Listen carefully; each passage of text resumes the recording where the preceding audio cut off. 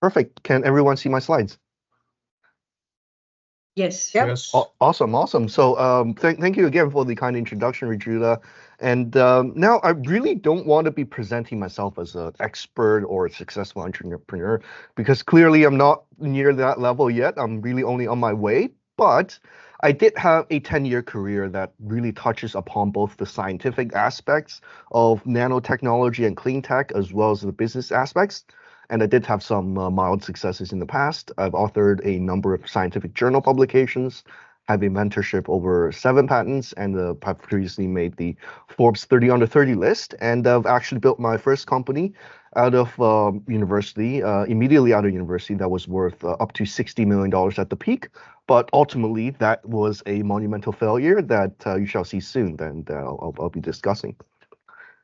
And when I first got Judah and Hesse's invitation to deliver this talk, I wasn't exactly sure what to talk about. Of course, this is not going to be a dry technical talk on bio-nanotechnology because that would be pretty boring, nor is it going to be like a pure business talk either because I certainly don't have a Harvard MBA, for example. So I was thinking over the next 20 minutes or so, I've decided to really tell my condensed life story as it relates to entrepreneurship. I will talk a little bit about my background and early life and some of my childhood aspirations. And of course, I will talk about my exposure to clean tech and nanotechnology as a master's student at the University of Toronto and how some of those technologies actually turned into the first business that I founded right out of school. And of course, the failure that it was. And then I will, of course, talk about Neptune Nano, which is my second and current startup company. And I will talk about some of the lessons that I've learned from my past experiences and how I'm actually applying them to my new venture. So, of course, this is meant to be a very casual seminar, and there'll be plenty of time for Q&A at the end. And of course, we can talk about whatever we like at the end. So, a little bit about me. I was actually born in China and immigrated with my parents to Canada when I was 12 years old. And both my parents were professors in China, actually, but one taught English and the other taught Chinese history. So, of course, these weren't exactly marketable skills in Canada. They essentially had to restart their career from zero just to put food on the table.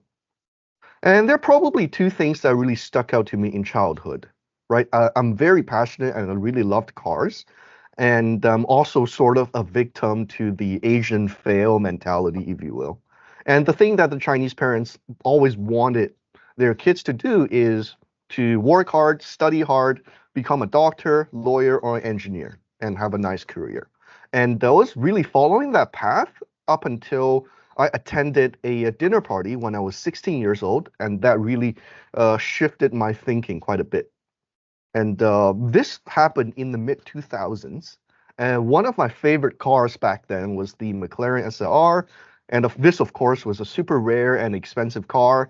And there were actually only 2 of these vehicles in China. And the famous Chinese pop star Jay Chou had one, which I know of. And I just met the person that had the other one at this dinner party that I was attending at 16 years old. And he had made his fortune with hedge funds and futures trading. And this is when I realized there's no way that I can afford my dream car, even on a doctor's salary, right? This is like $1 million vehicle. And if I wanted to own my dream car, I wanted to achieve that level of success, I had to do something that's beyond a normal career. I had to build something that had the ability to scale. Now, I was, of course, a teenager back then. I have a very simplistic mind about what scalability is. And to my mind, 2 things scaled very well, right? Capital and technology. Capital obviously scaled well if you know how to invest and you have a good chunk of it to start with. But of course, I didn't have any, nor did my parents. So I had to focus on technology. Now, I knew I needed to invent something that had the ability to scale into a large business. But of course, I had no idea what technology I needed to work on. But overall, at 16 years old, that seed was planted. Now, I was first exposed to the concept of nanotechnology in a meaningful way when I was working on my master's thesis out of U of T in the early 2010s. And my thesis topic was to develop a high strength, lightweight, and a fully sustainable material for automotive interior applications. And it was based on a plastic called PLA. PLA is actually a good plant-based bioplastic that is pretty decent in terms of the biodegradability and the sustainability aspects, but it really lacked the strength and stiffness that is required to suit these applications. And the traditional way of enhancing plastic strength is to add all kinds of fillers like carbon fiber, glass fiber, or nanofillers such as nanotubes or graphene. But of course, these fibers were not biodegradable. And if I was to use this type of filler to improve the strength aspects, the whole sustainability angle really goes out of the window. So I had to find a reinforcement strategy or a filler that was both incredibly strong and, of course, fully 100% sustainable. Now, another little factoid about me, I am a very big fan of seafood, especially crab, shrimp, and lobsters. And but I've always hated how difficult their shells was to crack open. So I was actually fumbling with a lobster at one dinner, and it dawned on me that there has to be something that's inside these shells that fits both the strength and biodegradability criteria. And this had to let me on a path to discover a incredible but also naturally existing material called chitin nanocrystals.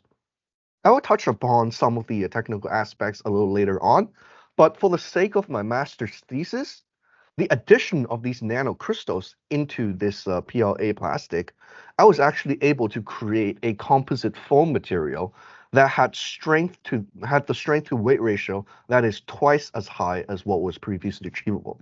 And of course, this whole thing, a whole new material was 100% biodegradable.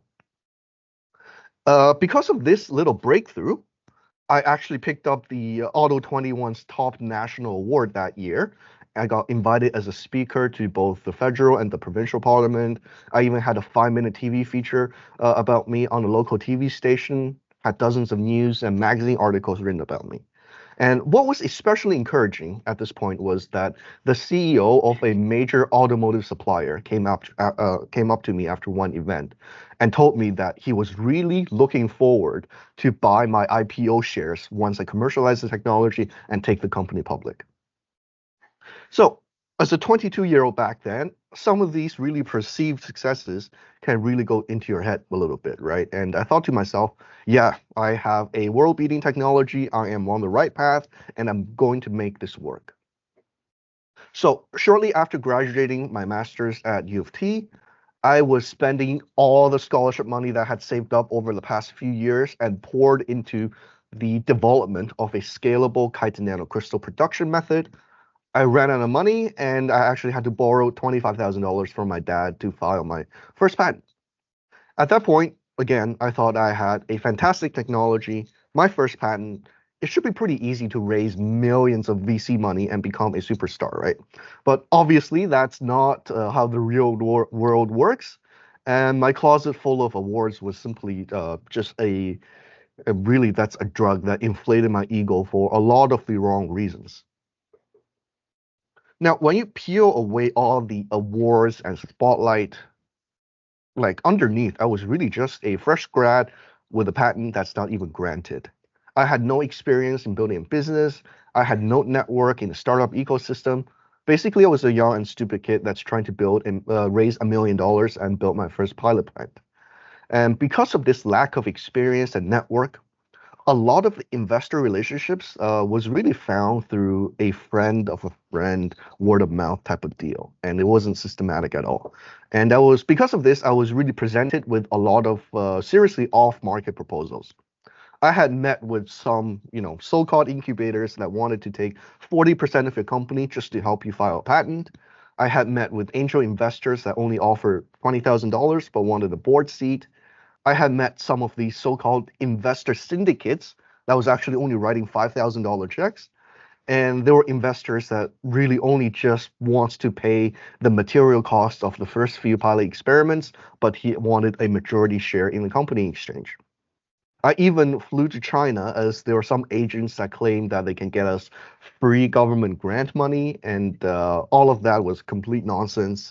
And after about 6 months of weeding through all of these so-called investments and proposals, my confidence was pretty worn down. This was the point that I actually thought I landed the best deal I could, given the situation I was in. So a long-term friend of my father's approached me and offered me $800,000 of investment and the rent-free use of his building in exchange of 70% equity. Yes, you heard that right, that he wanted majority share. And this was the only offer that I had actually on the table that actually had enough money for me to do some proper development and manufacturing testing with. And because this investor was also a long-term family friend, I sure as hell trusted him a lot more than all the others I've met in the past. So to my mind back then, right, giving away 70% of the company, it was a lot, but if the company is going to be successful, I'm going to be wealthy anyways. So, and back then had very little understanding of corporate structure, governance, any of that matter. And really all I wanted is to, get the project off the ground, get started, and get to business. And this, of course, caused a significant amount of problem down the road and ultimately contributed to the failure of this first company, as you shall see. Now, the first issue I had was that I actually did not have access to the bank accounts. All of the spendings have to be approved by this investor. So imagine trying to commercialize a brand new nanotechnology, operate your own pilot plant on just a 150,000 a year budget. So beyond very basic equipment and material consumables, I was the only person working on the project. And because we didn't have the budget to hire another full-time employee, I had to go out of my way and stack all kinds of different government internship grants and rotate student level interns on a 4-month cycle just so that I can get an extra set of helping hands. And the second issue was that we couldn't raise any money, right? This investor was married to a very high and unrealistic valuation that turned everybody away. So of course, as you saw, right, the initial valuation when I did the 800K 70% deal with him, the post money is really just over $1 million. But immediately after, he wanted a $25 million valuation. That's not even a year later, and then 100 million several years after that. And of course, nobody's going to bite on that crazy valuation. His expectation was really off the market. It basically effectively prevented us from raising any further money for a very, very long time. So we are stuck with this initial $800,000 for a total of even 6 years. And the third issue I learned, of course, after that is as an early stage startup that's not under the control of the founder, that is basically a major, major red flag to any investor. So despite all of these Trump challenges, the company actually became quite successful, reasonably successful. So after about a 6-year grind, I think I jumped over the slide a little bit, but anyways, after about a 6-year grind, we had a successful pilot. We had 7 granted patents. We had product market fit in several market niches, and we actually sold the material by the tons. And I personally made the Forbes 30 under 30 list, and we actually successfully raised a $6 million Series A on a $60 million valuation because now the fundamental of the business actually supported that valuation. But because of all the underlying issues, the successes weren't, they were not meant to last at all. So shortly after we raised our Series A, we actually engaged in a major pilot trial with a large customer in China. They purchased almost 2 tons of our nanomaterial, really just to conduct their trial. And if this trial is going to be successful, the potential annual recurring revenue from this just one customer is going to be over $40 million. And as it turns out, the pilot that we did was actually quite successful. So after learning this, my investor had the big idea of taking my company to China. So he had founded a Chinese capital group that wanted to do a joint venture deal with us. And the terms were they required us to come up with half of the money, give away all of our IP to this new joint venture, and in the end, the Chinese capital group would still control the resultant JV. So that's a really, really bad deal, right? Anybody with any business sense will realize that.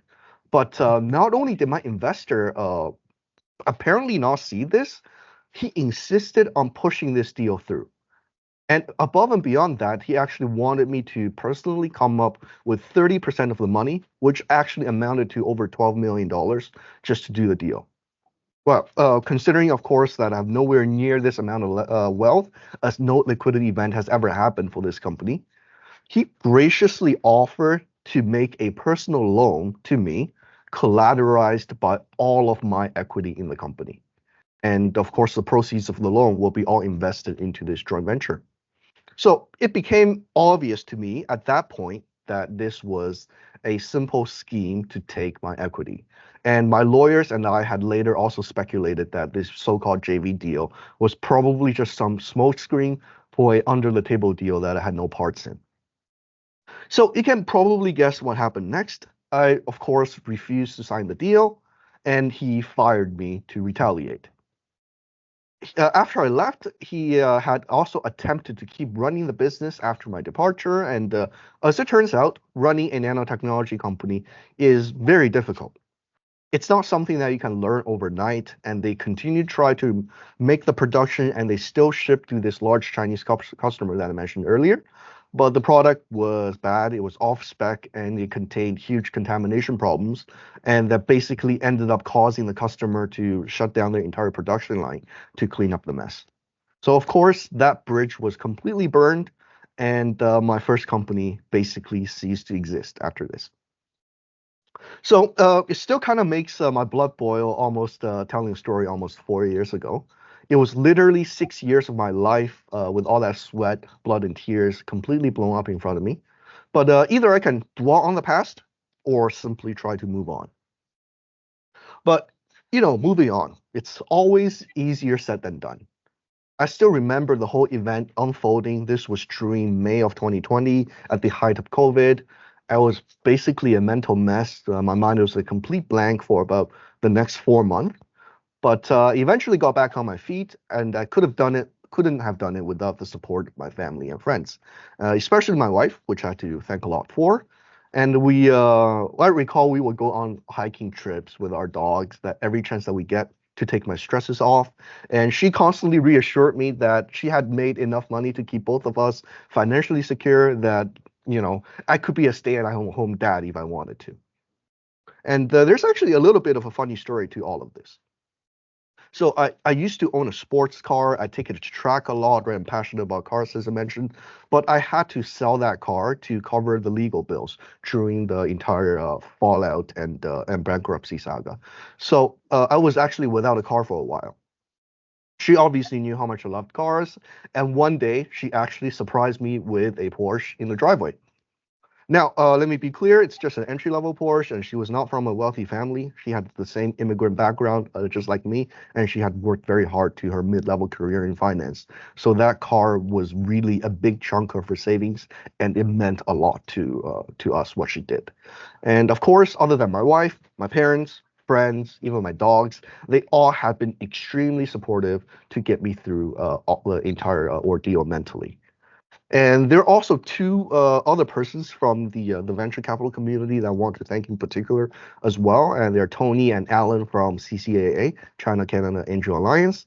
They actually initially wanted to invest in my old company before the breakout, but they eventually backed out the deal because they saw the red flags in equity structure. But of course, we've kept in touch ever since. And when they caught wind of the whole ordeal, they actually took me out to drinks. They encouraged me and offered me to invest if I get a new company off the ground. And I did get a new company off the ground, and they did also follow through on their investing promise. So CCAA, they actually led our seed round that we closed last year, and they had invested over $1 million in us. So building a new company, that's never easy. But since I had done it before and it was pretty much almost successful, I believe I could do it again, especially given that I've learned a bunch of lessons from my past experiences. At this point, I had almost 10 years of experience with chitin, polymers, clean tech, and nanotechnologies in general. I had built a decent amount of professional network. So on a clean sheet of paper, I started bootstrapping a new chitin nanocrystal synthesis technologies from scratch, and actually was doing experiments. I ruined quite a few of my wife's Instapots, and from that point, it actually grew to the Neptune Nano that you see today. Now, I don't want to be pretending that Neptune Nano is a great or amazing company. It's not the superstar of the startup world. We're, of course, still in the beginning stages of our journey. But at least now we have our own state-of-the-art lab and pilot production facility dedicated to the synthesis of chitin nanocrystals, which is actually the first of its kind anywhere in the world. We have a very strong team of employees that includes former scientists from Dow Chemicals and former startup founders that even had successful exits. We've also filed multiple patents. We have lots of customer traction, including a number of Fortune 500 companies, and who have raised over $2.5 million to date. 1.8 million of that is equity, and the rest being non-dilutive grants from agencies such as MPC, SCTC, OCI, FedDev, NCFDC, and IAC. Lots of logos too, but we're very gracious. And now, I did say that at the beginning, it's not going to be a technical presentation, but I think I need to quickly cover this so you guys know exactly what Neptune Nano is all about. Now, I've mentioned the name chitin nanocrystals quite a few times early in the presentation, but what is it exactly? Well, it is a material that is 10,000 times smaller than the width of human hair, but this material is stronger than steel, lighter than plastic, and it's fully biodegradable. And most interestingly, it is actually fully derived from waste seafood shells, such as crab, shrimp, and lobster.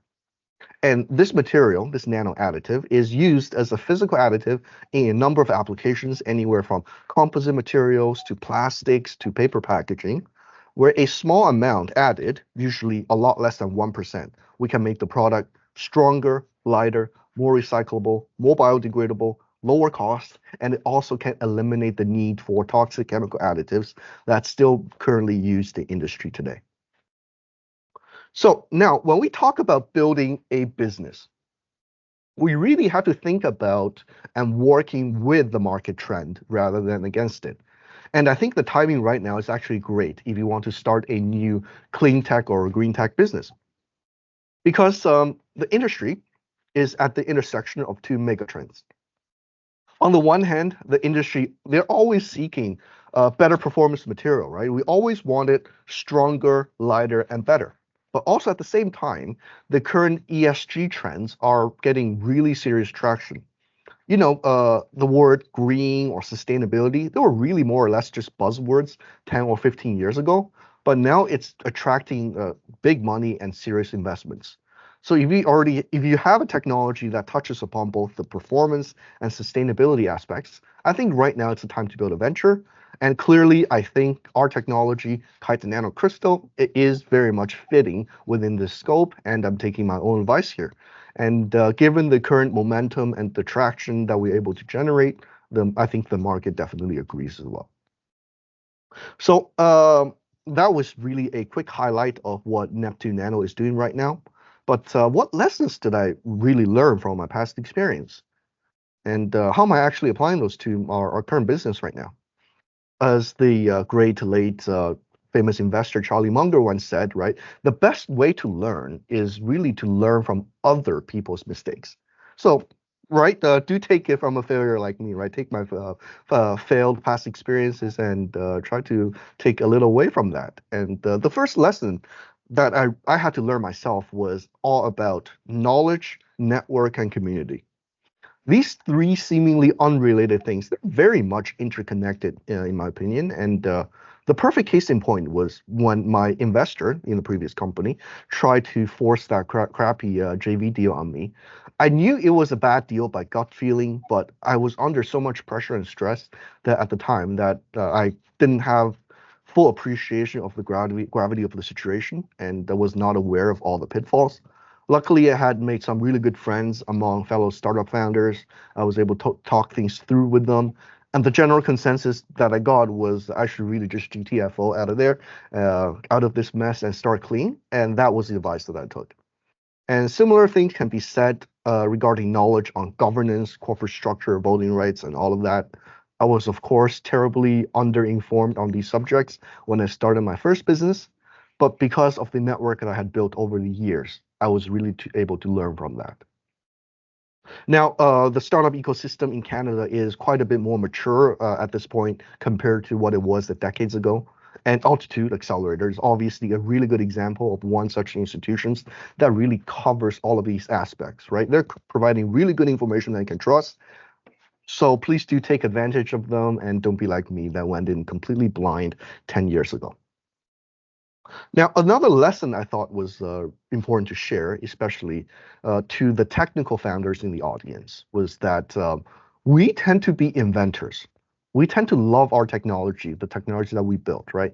The passion is absolutely necessary to power us through the difficult times, but we also need to realize that the technology that we built is really meant to solve problems, not the other way around. And you really don't want to be in a situation where you have a solution looking for a problem. I did fell into this trap with my first startup. I had the chitin nanocrystals made, and I thought it was just perfect and beautiful. I will ship the samples to prospective customers and expect instant appreciation of this beautiful technology. But of course, the feedback I would generally get was they didn't know what to do with it, they didn't know how to disperse it, they didn't know how to integrate it into their existing system. We really need to realize that a core technology is just a part of the solution. What we need to do is to ship to our customers the full package that really removes the friction of implementation. And this will, of course, be an iterative process that requires constant communication with the customer. And the last couple of things I want to mention that I thought it was really important for early stage startup is you got to find a good commercial and research partner. I mean, at the beginning, startups, we all have very limited resources. We can't go around and drop $500,000 on a transmission electron microscope, for example. So you really need to find the research partners that have the resources, talents, and access. And of course, the commercial partners and the early adopters that can really help you scale and be turned into a big customers later on. At Neptune, of course, we take this advice to heart. We have commercial partners and early adopting customers where we're getting valuable resources and feedback. And of course, we'll have really great research partnerships with top universities here in Ontario, such as U of T, Waterloo, York U, and Lambton College, where we can leverage a lot of the R&D talent and equipment access, which allow us to run a very lean and effective team, which of course in turn helps basically make our hard raised dollars stretch as far as possible. That was basically what I have to share today. And please also do note that I deliberately left out a little bit on the fundraising topics, as our direct experience may be a little atypical, but I still had to go meet and pitch to hundreds of investors to fill the round last year. And of course, anyone that I've tried to raise in 22 and 23 would tell you that the venture capital downturn is quite real. And I also do have some personal experience in raising non-dilutive grants from government. And I'd be really happy to share all of these topics, anything I know in the Q&A section. Thank you so much. Thanks so much, Aaron. It's really inspiring to hear your story with so many ups and downs. And in the end, you came out with flying colors. And I really like the fact that you're so humble. He has been everywhere. He has got so many shout outs at Discovery X conference. He's one of the impact startups at this year's Collision. So I'm really excited to meet you at Collision too. And we'll definitely be there. Thank you. Perfect. And now I'll open the floor for Q&A. So anyone who wants to ask Aaron any questions, unmute yourself, just go ahead and ask question. I will also encourage to raise your hand so that if there's a queue, I can facilitate that.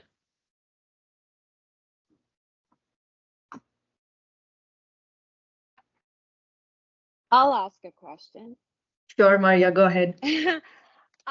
So this product, you said you add a tiny little bit to it. Can it be added to fabric if you're manufacturing fabric? To allow it to repel water?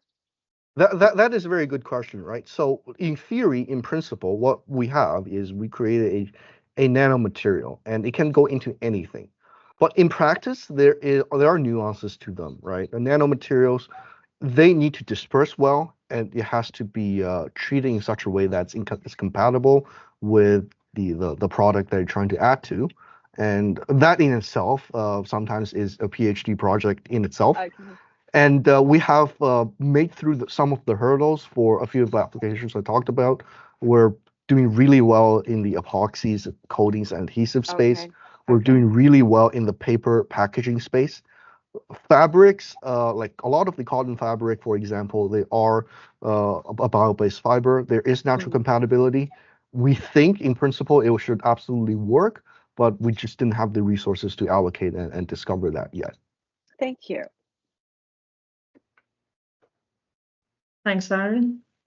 Aaron, can I ask a question? Of course. Sorry, I was on not on video most of the time. I was moving around, but great story. Really, really love the humility in your story. I have a question more on. We're looking at doing a. So I have a company. I have many stories, not too dissimilar from yours, although I dodged some big bullets, so I got lucky.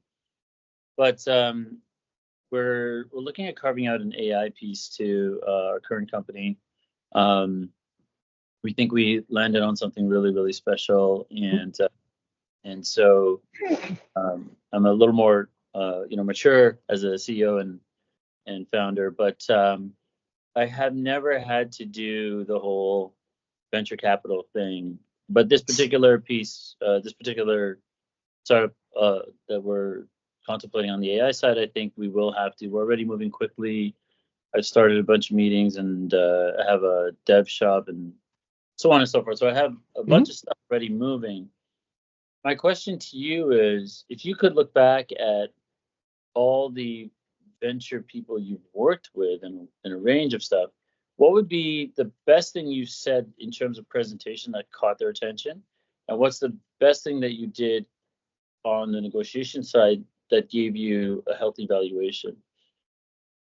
That's a really good question, right? So like the first part of it is what grabs their attention. And the second part is really about valuation. Now, let me address the first.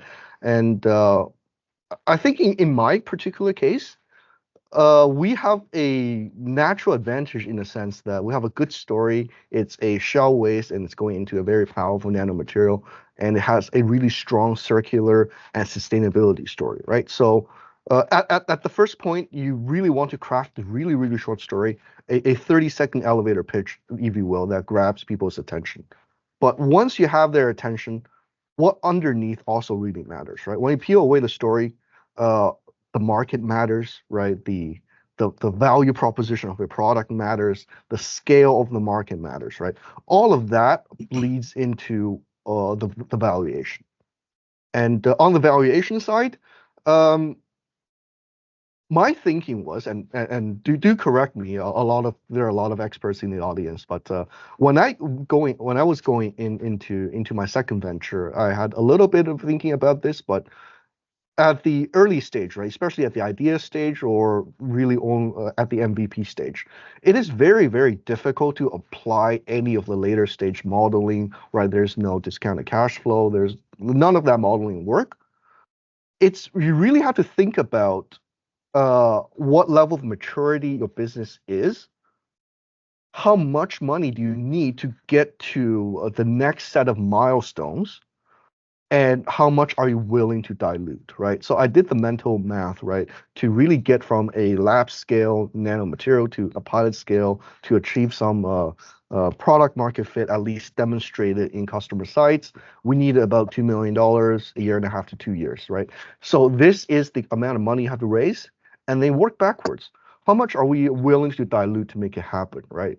That goes on a case-by-case basis. But the general rule of thumb is every round you do not want to dilute more than 20% or so, right? That's kind of where the rough benchmark is. Ultimately, as an early stage startup, of course, it's a hard lesson I learned in the past is the earlier stage you are, the more control that you need in the company, right? So dilution every 20% is roughly where you want to top out at. And another challenge that I was met, wouldn't call that a challenge, but another consideration that was brought up to me by a number of investors is I came in as a sole founder. right? They when we designed the equity structure, the sole founder, of course, will have the controlling interest, but they also wanted the company, the structure, to be set up in such a way that there's sufficient incentive to attract really high quality talent, right? So you have to carve out a decent size stock option pool and make that available. So the equity structure we ended up doing is we did 20% dilution, a 20% options pool, and I retained about 60%. Got it. That's brilliant. Okay. Thank you very, very much. Of course. And good luck with Neptune. Oh, thank you. Yes, Raul, you can go ahead and ask your question. Yeah, and Aaron, I'm coming to you next. That's right. Yeah, Aaron, it's a fascinating story. I mean, kudos, kudos to you. It's a really, really, really, fascinating from your humble beginnings to how far you have come, and it's inspiring to many founders on this forum, and including myself. After 26 years being a corporate employee with 3 major Canadian banks, I am now starting a company, actually an integrated platform. I'm halfway through or 1/3 way through.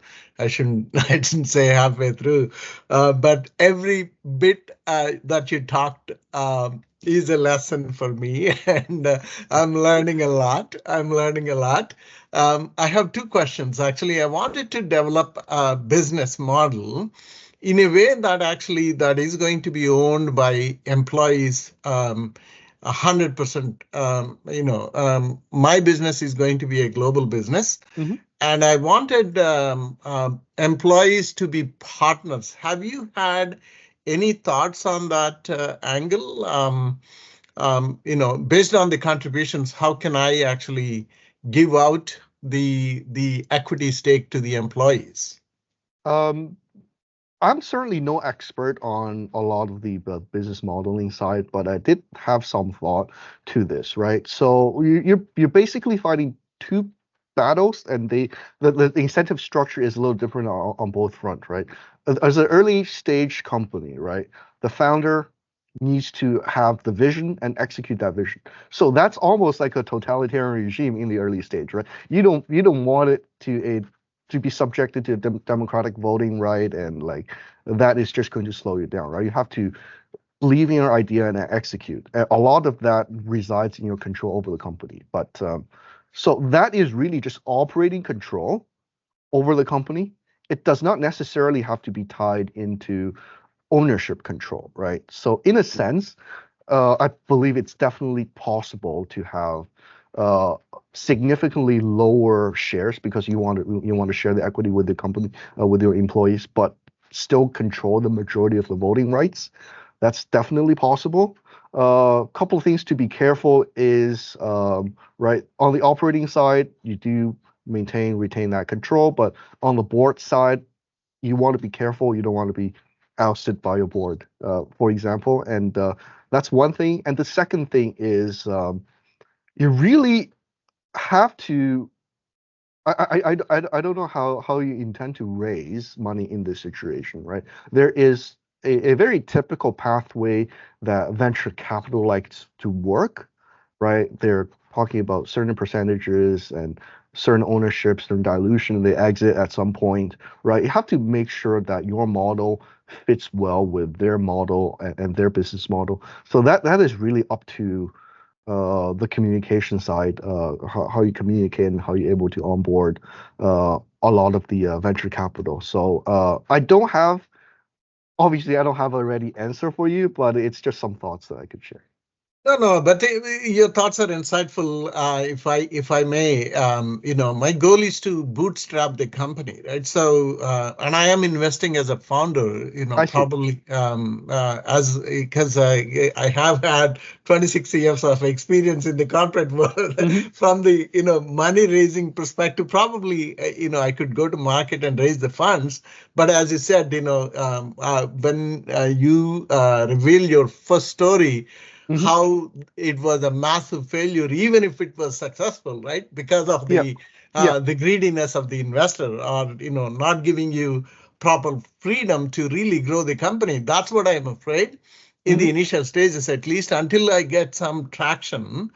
And so that's the reason why I wanted employees to be partners, those who can actually contribute and develop and grow the company, obviously deserve to be partners, right? So Absolutely, absolutely. and without voting rights, as I said, all they care about the wealth, right? If we can create the wealth for employees, that's a win for them. That's a win for the company. That's a win for the founders as well.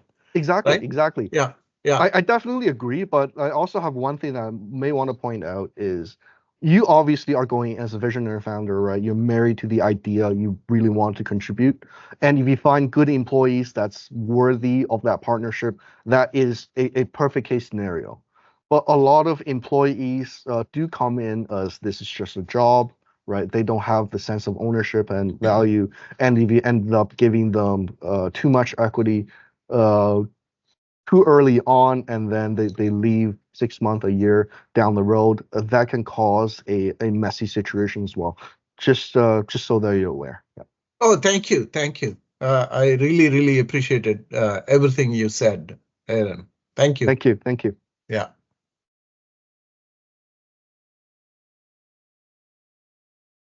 Sorry, I muted myself. Next one is Ariel. Hi, Aaron. How are you? Doing It's good. really Hi. interesting to hear about your story.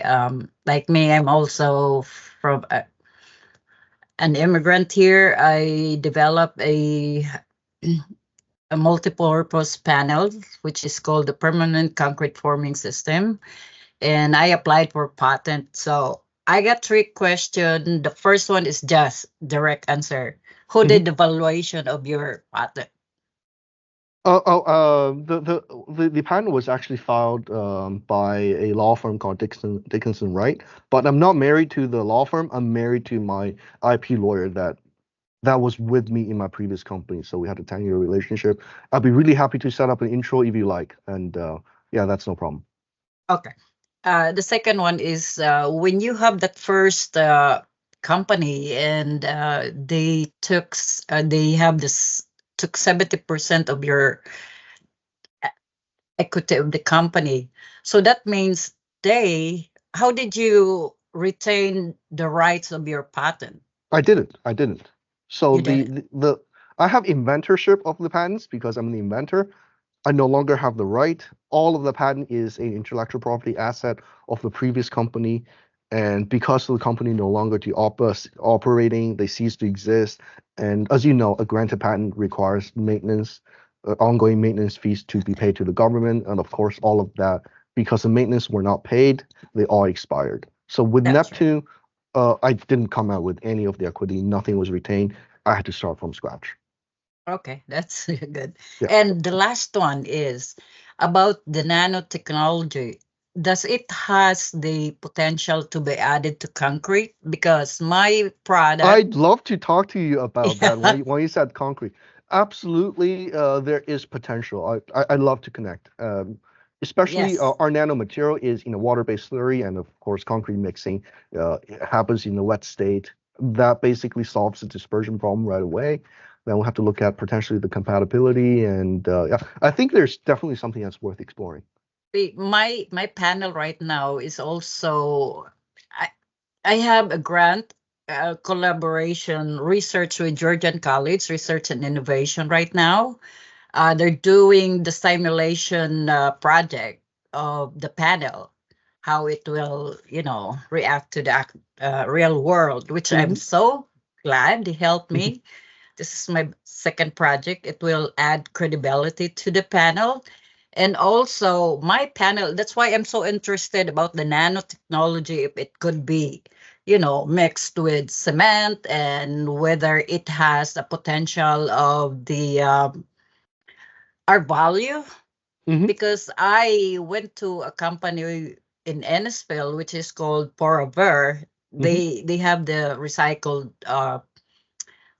glass that they added to concrete, which also made the concrete lighter. So anyway, my panel is more of it's also a tool to help achieve a net zero building. Because it's a multi-purpose. It can be used as, it's more of a formless you eliminate the form of that. It has its own permanent forming to be made from recycled plastic and steel. So I'm interested about your nano, just to network, right? Of course.